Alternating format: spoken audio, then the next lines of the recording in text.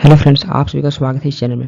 इस वीडियो में modern India से related important MC question cover करेंगे और ये मेरा मॉडर्न इंडिया पे पार्ट 3 है। तो इससे पहले मैं 2 लेक्चर कवर कर चुका हूँ, तो आप उसे भी देखें, बहुत ही हेल्प मिलेगा। और ये मैं आपको सारे सीक्वेंस वाइज कवर करा रहा हूँ, तो आप स्टार्टिंग से फॉलो करिए, स्टार्टिंग से लेक्चर देखें, बहुत ही हेल्प मिलेगा। तो यहाँ पर हमारा फर्स्ट क्वेश्चन है, कलकत्ता वाज इस्टाब्लिश इन, कलकत्ता का स्थापना कब किया गया था?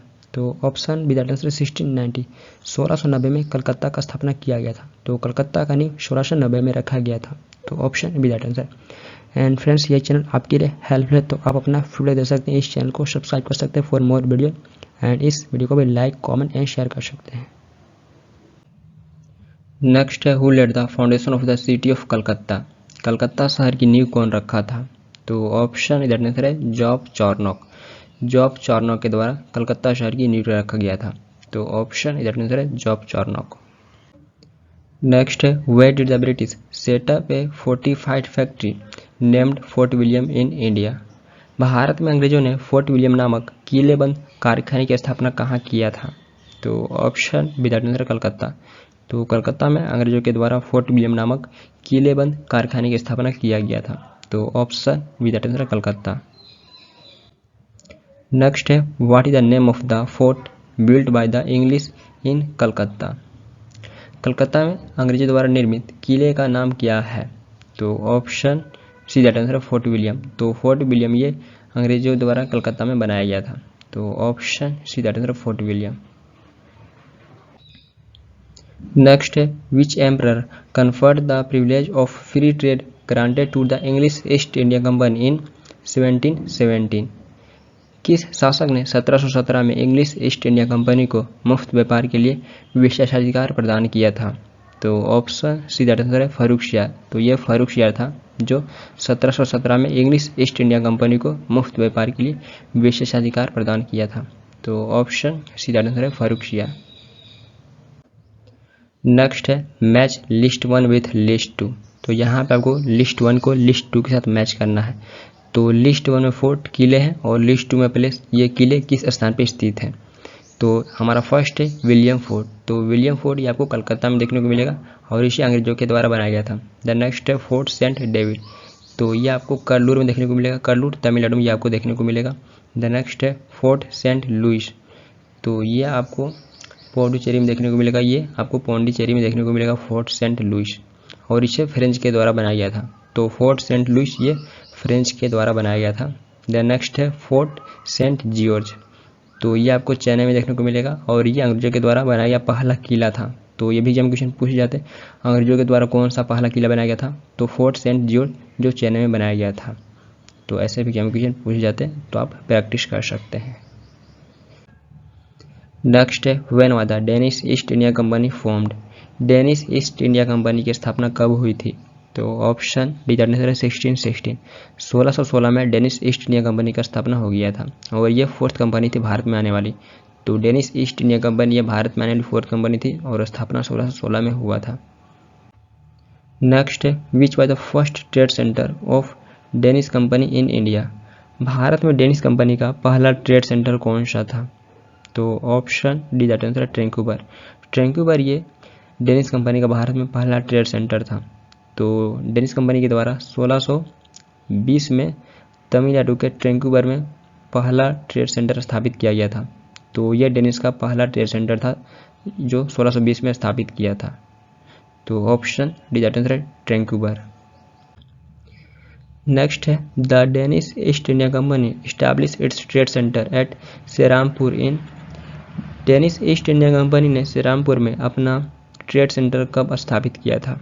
तो ऑप्शन सी दैट आंसर है 1676, 1676 में डेनिश ईस्ट इंडिया कंपनी ने श्रीरामपुर में अपना ट्रेड सेंटर ओपन किया था। तो ऑप्शन सी दैट आंसर है 1676, और श्रीरामपुर ये वेस्ट बंगाल में लोकेटेड है। नेक्स्ट है, the Danish company left India by selling their settlement to, Danish company ने अपनी बस्तियों को किसे बेचकर भारत छोड़ दिया था? तो ऑप्शन बी दैट आंसर है ब्रिटिश, डेनिश कंपनी ये अपने सेटलमेंट को ब्रिटिश को बेच दिया और ये भारत को छोड़ के चला गया था। और भारत कब छोड़ा था डेनिश कंपनी? तो ये 1865, तो एग्जाम क्वेश्चन पूछे जा सकते हैं। तो 1865 में ये अपने सेटलमेंट को ब्रिटिश को बेच दिया और भारत को छोड़ के चला गया था। तो ऑप्शन बी दैट आंसर है ब्रिटिश। नेक्स्ट है when was the French East India company establish.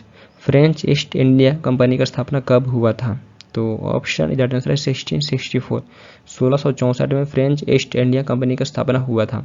तो प्लान किया गया था कोलबर्ट के द्वारा और ईस्टर्न हेमिस्फीयर में ट्रेडिंग पर्पस के लिए किंग लुइस 14 के द्वारा इसे चार्टेड किया गया था। तो किंग लुइस 14 ये फ्रांस के किंग थे, तो इनके द्वारा चार्टेड किया गया था और कंपनी स्थापना का प्लान कोलबर्ट के द्वारा किया गया था और स्थापना 1664 में हुआ था और ये भारत का आने वाली 5वीं कंपनी बनी थी। तो फ्रेंच ईस्ट इंडिया कंपनी ये भारत में आने वाली 5वीं कंपनी बनी थी और स्थापना 1664 में हुआ था। नेक्स्ट है in which year did the French traveller Francois Bernier arrived in India. फ्रांसीसी यात्री फ्रेंकोयस बर्नियर किस वर्ष भारत आया था? तो ऑप्शन बी दैट आंसर है 1658। 1658 में French traveller Francois Bernier Bharat आया था। तो ऑप्शन बी दैट आंसर है 1658। नेक्स्ट है where did the French East India company first establish its factory in India. French East India company ने भारत में सबसे पहले अपना कारखाना कहाँ स्थापित किया था? तो यहाँ पे आपको बताना है फ्रेंच ईस्ट इंडिया कंपनी ने भारत में सबसे पहले अपने फैक्ट्री को किस स्थान पर स्थापित किया था? तो ऑप्शन सी दैट आंसर है सूरत। तो सूरत में फ्रेंच ईस्ट इंडिया कंपनी ने भारत में सबसे पहले अपनी फैक्ट्री को सेटअप किया था। तो 1668 में फ्रेंकोयस केरन के द्वारा सूरत में भारत में पहला फैक्ट्री सेटअप किया गया था और 1669 में दूसरा फैक्ट्री मछलीपट्टनम में स्थापित किया गया था। तो कंपनी का स्थापना 1664 में हो गया था फ्रांस में, लेकिन ये भारत में 1668 में कंपनी आती है और पहला फैक्ट्री सूरत में स्थापित करती है, सूरत गुजरात में। तो यहाँ भी इंपॉर्टेंट पॉइंट है कंपनी का फॉर्मेशन कब हुआ था? तो 1664 में। भारत कब आई थी? तो 1668 में। अब पहला फैक्ट्री कहाँ सेटअप की थी? तो सूरत में की थी। तो यहाँ से ये 3 पॉइंट इंपॉर्टेंट है। और किसके द्वारा किया गया था? तो फ्रेंकोयस केरन के द्वारा पहला फैक्ट्री भारत में सेटअप किया गया था।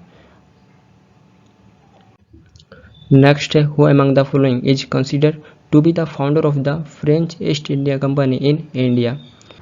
निम्नलिखित में से किसे भारत में फ्रेंच ईस्ट इंडिया कंपनी का संस्थापक माना जाता है? तो ऑप्शन डी दैट आंसर है कोलबर्ट। कोलबर्ट को भारत में फ्रेंच ईस्ट इंडिया कंपनी का संस्थापक माना जाता है क्योंकि प्लान कोलबर्ट के द्वारा ही किया गया था। तो ऑप्शन डी दैट आंसर है कोलबर्ट। नेक्स्ट है in which of the following years was the foundation of Pondicherry laid. निम्नलिखित में से किस वर्ष पौंडीचेरी की नींव रखी गई थी? तो ऑप्शन बी दैट आंसर है 1673। 1673 में पौंडीचेरी का नींव रखा गया था। तो फ्रेंच के द्वारा ही पौंडीचेरी का स्थापना किया गया था 1673 में। तो ऑप्शन बी दैट आंसर है 1673। नेक्स्ट है in which of the following years was Puducherry captured by the Dutch. निम्नलिखित में से किस वर्ष पुडुचेरी पर डचों ने कब्जा कर लिया था? तो यहाँ पर आपको बताना है डचों ने पुडुचेरी को कब कब्जा लिया था। तो ऑप्शन दैट आंसर है 1693। 1693 में डचों ने पुडुचेरी को कब्जा लिया था। किससे? तो फ्रेंच से। तो फ्रेंच से डचों ने पुडुचेरी को 1693 में कब्जा लिया था, लेकिन बाद में ट्रीटी ऑफ रिस्वी के साथ इसे 1699 में रीस्टोर किया गया था। तो फ्रेंच ने इसे बाद में रीस्टोर कर लिया था 1699 में ट्रीटी ऑफ रिस्विक के साथ। तो ये भी पॉइंट इंपॉर्टेंट है, किस ट्रीटी के साथ पुडुचेरी को रीस्टोर किया गया था? तो ट्रीटी ऑफ रिस्विक जो 1699 में हुआ था। नेक्स्ट है who among the following Europeans were last to arrive in India as traders. निम्नलिखित यूरोपीय में से कौन भारत में व्यापारी के रूप में सबसे अंत में आया था? तो यहाँ पर आपको बताना ऑप्शन से कौन एक यूरोपियन कंट्री भारत में ट्रेडिंग पर्पज के लिए लास्ट में आया था। तो option C that answer French. तो फ्रेंच ये ट्रेडिंग पर्पज के लिए भारत में लास्ट में आया था। तो सबसे पहले पोर्तुगीज आया था, देन उसके बाद दूसरा कंपनी डच बना था भारत में आने वाला, देन थर्ड कंपनी उसके बाद इंग्लिश बना था ब्रिटेन का कंपनी, देन फोर्थ डेनिश था, देन फिफ्थ फ्रेंच। तो फ्रेंच ये ट्रेडिंग पर्पज के लिए भारत में सबसे लास्ट में आया था 1668 में। तो ऑप्शन सी दैट आंसर है फ्रेंच। नेक्स्ट है which was the last Europeans to came to India for trade and which were the last to leave. व्यापार के लिए भारत आने वाला अंतिम यूरोपीय कौन था और जाने वाला सबसे अंतिम कौन था? तो यहाँ पे आपको बताना है ट्रेडिंग के लिए भारत में सबसे लास्ट में कौन यूरोपियन कंट्री आया था और सबसे लास्ट में भारत को छोड़कर कौन गया था। तो हम नेक्स्ट स्लाइड में कवर किया फ्रेंच ये सबसे लास्ट में आया था ट्रेडिंग पर्पज के लिए, लेकिन भारत को लास्ट में छोड़कर सबसे कौन गया? तो option D that answer French and Portuguese. तो फ्रेंच ये ट्रेडिंग पर्पज के लास्ट में आया था और पोर्तुगीज ये भारत को सबसे अंत में छोड़ के गया था। तो सबसे लास्ट में फ्रेंच आया था और भारत को सबसे अंत में छोड़ के जाने वाला पोर्तुगीज था। तो इसे मैं फर्स्ट लेक्चर में भी कवर कर चुका हूँ, तो आप उसे भी देख सकते हैं। ये 1961 में भारत को छोड़ के गया था, तो आज़ाद होने के लगभग 11 साल बाद ये भारत को छोड़ के गया था। तो सबसे अंत में आया था फ्रेंच और सबसे अंत में छोड़ के जाने वाला पोर्तुगीज था। नेक्स्ट है, between whom did the Carnatic war take place. Karnataka युद्ध किसके बीच हुआ था? तो option D that answer French and British. French East India company और ब्रिटिश ईस्ट इंडिया कंपनी के बीच में कर्नाटक युद्ध हुआ था। तो फ्रेंच कंपनी और ब्रिटिश कंपनी के बीच में 3 कर्नाटक युद्ध हुए थे 1744 से 1763 के बीच में। तो 1744 से 1763 के बीच में 3 कर्नाटक युद्ध हुए थे फ्रेंच और ब्रिटिश के बीच में भारत में। तो option D that answer French and British. Next है, from whom did the French East India Company acquired Pondicherry. French East India company ने पौंडीचेरी को किससे प्राप्त किया था? तो ऑप्शन बी दैट आंसर है सुल्तान ऑफ बीजापुर।